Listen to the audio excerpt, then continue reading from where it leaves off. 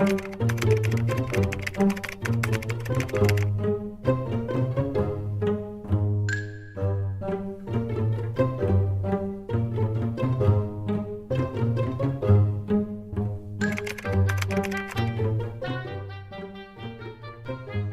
යන්නේ? කැස්සද හෙම්බිරිසවද?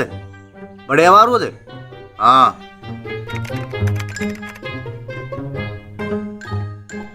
වෙලාව තියෙනවා කලබල වෙන්න එපා, පොර කන්න එපා. පොලිමේ දෙන්න එන්න.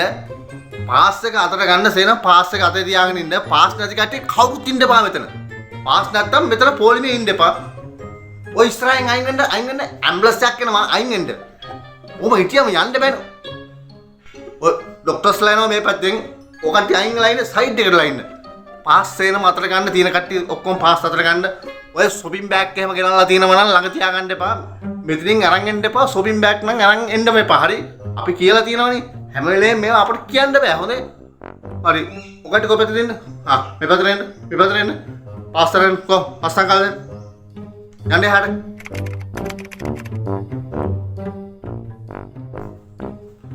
ලෙඩු බලන වෙලාව දැන් ඉවරයි. හොඳේ.